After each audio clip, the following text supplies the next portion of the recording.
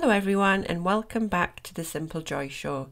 Today I'm going to be talking about a unique approach to decluttering, and it's the Minimalist Game. It was introduced by Ryan Nicodemus and Joshua Fields Millburn, who are also known as the Minimalists. And this game has become a favourite for those of you embarking on your decluttering journey. So today I want to talk about what it is and the pros and cons.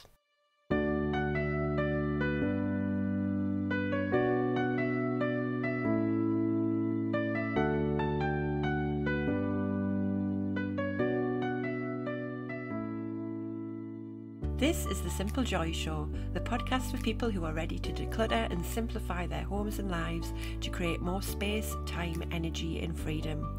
I am your host, Hayley Forster, mother, wife and declutter coach, and I'm going to be sharing with you simple bite-sized nuggets to help you on your journey to living a simpler life through the power of decluttering. So if you're ready to choose calm over chaos, then let's dive into today's show.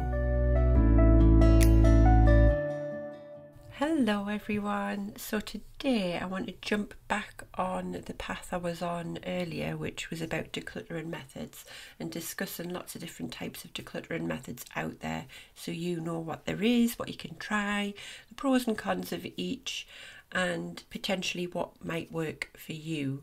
I was on that path before I got sidetracked by Christmas last week. I felt very festive. There was snow. It was the 1st of December. The Advent chocolates were out and I was all overcome with festivities. So I interrupted my flow with a special Christmas episode last week talking about slowing down for Christmas and the wonderful, wonderful benefits that gives. Another podcast I have been listening to this week is Beth Kempton's Calm Christmas podcast. I listen to that every year. I think she started it in December 2020. So there's 3 seasons of it. So if you've not listened to it yet, I would really recommend that. She's got just such a calm, relaxing voice, and she speaks of Christmas in such a beautiful way. And I personally like running a bath, putting the podcast on over Christmas with candles and such, and I just love listening to her tips, tricks and ideas, and I find it very, very relaxing. So yeah, I would recommend that if you've not listened to it. But yeah, back on to the decluttering method path that I was on originally, and today I want to talk about the Minimalist Game. So as I mentioned in the intro, it was introduced by Ryan Nicodemus and Joshua Fields Millburn of the Minimalists, and it's a method that basically gamifies the decluttering experience.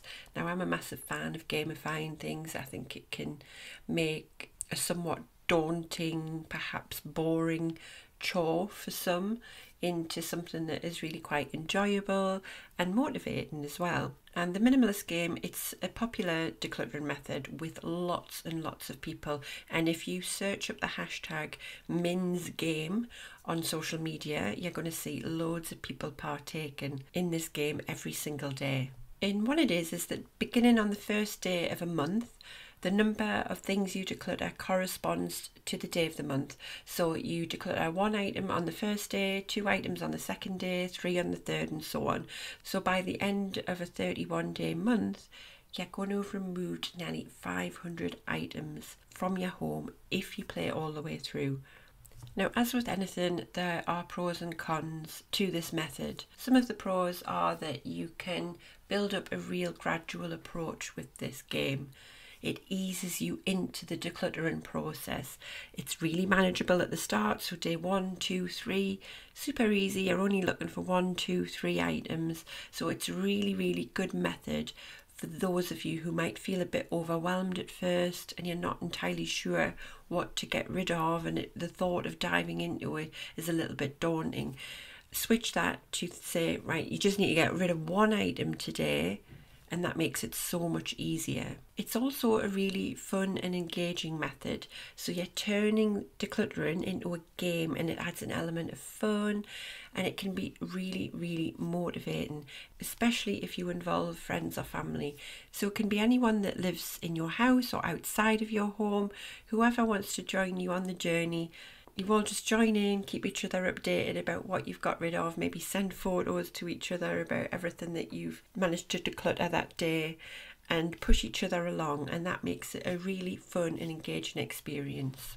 And as I mentioned earlier with the hashtag, it's got a real community aspect to it, so you can share your progress on social media, and it really creates that sense of community and accountability as well, which I know I'm very fond of.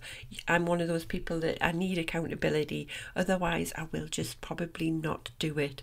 So by having this social aspect to it really helps by making the process much more enjoyable and less isolating as well. But for me, the biggest pros for this method is that by the end of the month, you've removed almost 500 items from your home, and that is no small task.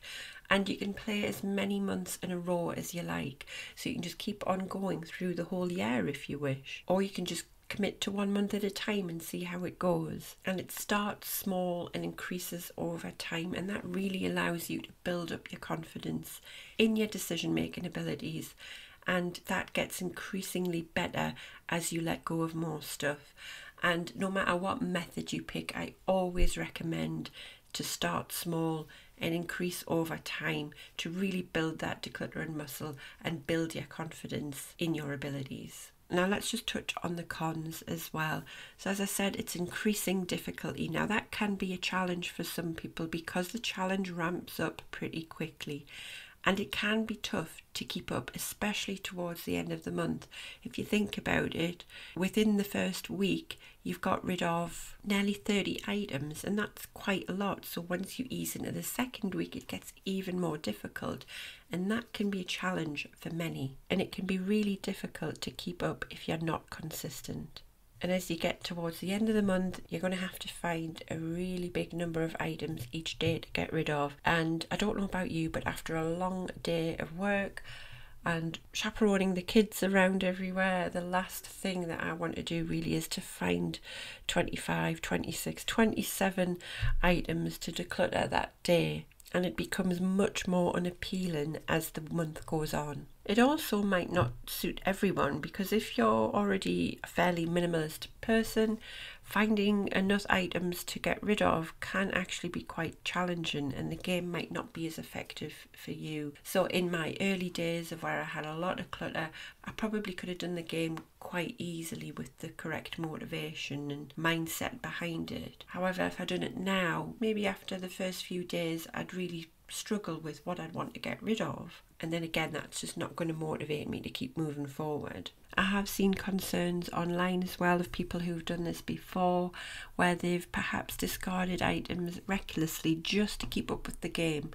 And as I say, like gamifying it makes it quite competitive, and you can imagine that if you have a competitive nature, that you might just start getting rid of things that perhaps you don't necessarily want to get rid of, or you should get rid of, and then a week or two down the line you may have that regret and that guilt of wastefulness as well. So for me, I've never personally done this method just because I know fine well that it doesn't fit with my personality type. As I say, you're going to find a method that works for you, and this is one personally that is not for me. The reason being is that I think the first week would be great for me, but after that I would just probably find it much more daunting and much more of a chore to try and find X amount of items to get rid of, and I wouldn't particularly find it enjoyable. But if you know that you're quite competitive and you like to get involved with this with your friends and make it a community aspect, then go for it, give it a go, see how much you can do. The Minimalist Game has got so many benefits to it, but it is important to approach it mindfully. So just remember that the goal isn't to just eliminate items, but to actually really put some thought behind it and consider what adds value to your life. So don't just go rushing around your house with a plastic carrier bag trying to get rid of everything that you can see. Actually take time and process what you're trying to get rid of, because it's about finding balance between the fun of the game but also the seriousness of actually making it worth your while and making it sustainable, making your decisions mindful and thinking about your belongings, which is what's going to make your decluttering much more consistent and sustainable longer term. So whether you're new to decluttering or you're looking for a new and creative way to boost your decluttering and reduce your possessions, The Minimalist Game does offer a unique approach, but as I'm going to keep on saying, like any method, it's about finding what works best for you in your lifestyle.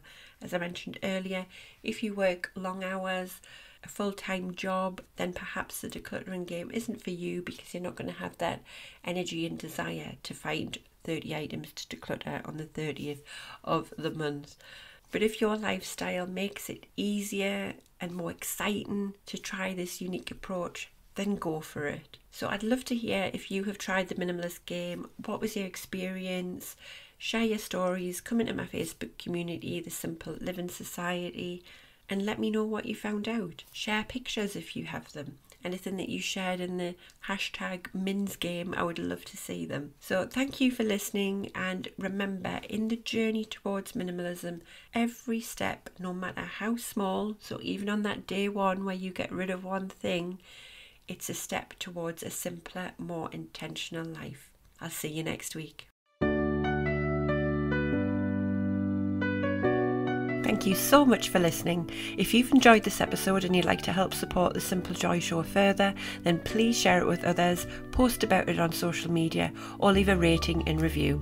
To catch all the latest from me, you can follow me on Instagram at HelloSimpleJoy. Thanks again, and I'll see you next time.